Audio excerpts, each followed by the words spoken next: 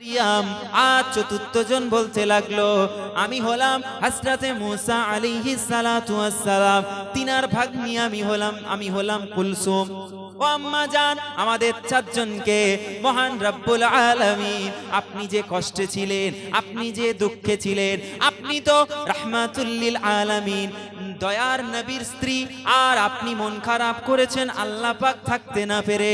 আমাদের চারজনকে আপনার এই খারাপ সময়ে আপনার এই কঠিন সময়ে খিদমত করার জন্য আল্লাহ পাক প্রেরণ করে দিয়েছেন ও নবীর উম্মত উম্মতিরা হযরত খাদিজাতুল কুবরা রাদিয়াল্লাহু তাআলা আনহা তিনার বাড়িতে হযরত ফাতেমা জাহরা রাদিয়াল্লাহু তাআলা আনহু তিনি যখন এলেন রাদিয়াল্লাহু তাআলা আনহা তিনি যখন আগমন করলেন আল্লাহ নবী স্ত্রী আমাদের আম্মা জান উম্মাতুল মুমিনিন বলেন যখন আমার বাড়িতে হযরত ফাতেমার আগমন হলো আমি মনে মনে চিন্তা করছিলাম মনটা আমার খারাপ ছিল এই ভেবে যে আজকে আমার আত্মীয় আমার কাছের মানুষগুলো এই কঠিন সময়ে আমার সাথ দিল না কিন্তু আমার আল্লাহ পাক তো আমাকে পছন্দ করে আমার আল্লাহ পাক তো আমাকে ভালোবাসে আমার আল্লাহ পাক তো চারজনকে আমার কাছে পাঠিয়ে দিয়েছে যখন হযরত খাদিজাতুল কুবরা এই কথাগুলো চিন্তা করছিলেন আর সেই সময়ে হঠাৎ করে হযরত খাদিজাতুল কুবরা লক্ষ্য করলেন তিনার বাচ্চা দুনিয়ার জমিনে আগমন করেছে বাচ্চার প্রসবের বেদনা যন্ত্রণা আল্লাহ পাক তিনাকে বুঝতে দেয়নি কারণ তিনি হলেন উম্মাহাতুল মুমিনিন তিনি হলেন আল্লাহর রাসূলের স্ত্রী তিনি হলেন আমাদের সকলের আম্মা জান আল্লাহ পাক তিনাকে কষ্ট অনুভব করতে দিলেন না আম্মা জান খাদিজাতুল কুবরা রাদিয়াল্লাহু তাআলা আনহা লক্ষ্য করলেন তিনার বাড়িতে যেন একটা সন্তান এসেছে একটা সন্তান পয়দা হয়েছে ফাতেমার আগমন হয়েছে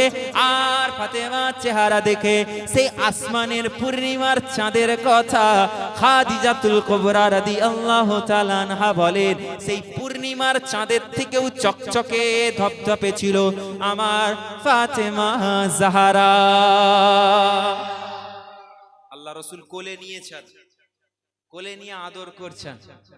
আর আল্লাহ শুকরিয়া আদায় করে বলছেন আল্লাহ আপনি আমাকে কি সম্মান দিয়েছেন আল্লাহ আমাকে আপনি নবী করে পাঠিয়েছেন আল্লাহ আমার এই বাচ্চা যখন দুনিয়াতে আগমন হয়নি তার আগে আপনি যখন মেওয়া খাইয়েছিলেন আমাকে আল্লাহ আজ তো পয়দা হয়েছে আজ তো এসেছে আমি কোলে রাসূলুল্লাহ আমি খুদ নিজে নিয়ে আদর করছি আল্লাহ ওই দিন যে মেওয়া খাইয়েছিলেন সেই মেওয়াটার খুশবু আমি দুনিয়ার কোনো ফলে পাইনি কিন্তু আজকে আমার এই কন্যা আমার এই মেয়ে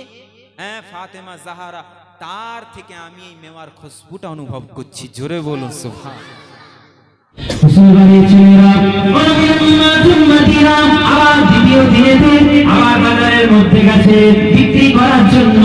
কিন্তু দ্বিতীয় দিনও ফিরে চলে এসেছে আল্লাহ নবীর দরবারে এসে হাজির আল্লাহ রাসূল বলেন হে শেরে খোদা আলী আসো আমার দরবারে আসো হযরত শেরে খোদা আলী আল্লাহ নবীর দরবারে এসে হাজির আর আল্লাহ নবী বসে আছেন সাথে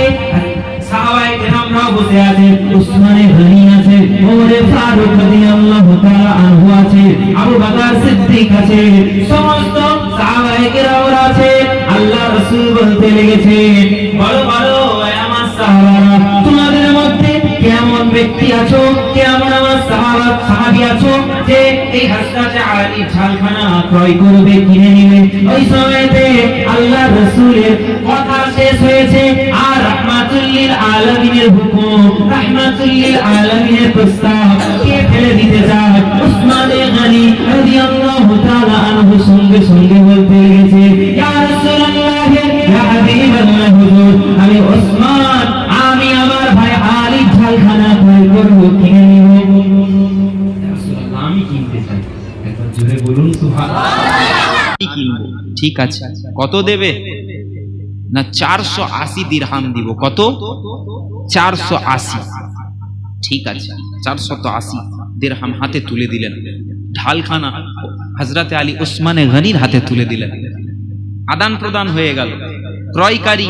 যেটা ক্রয় করছে নিয়ে নিল আর যিনি বিক্রি করেছেন তিনি টাকা নিয়ে নিলেন ঝামেলা শেষ, বাড়িতে চলে গেছে। হযরতে শেরে খোদা আলী এবারে বাজারে গেছেন,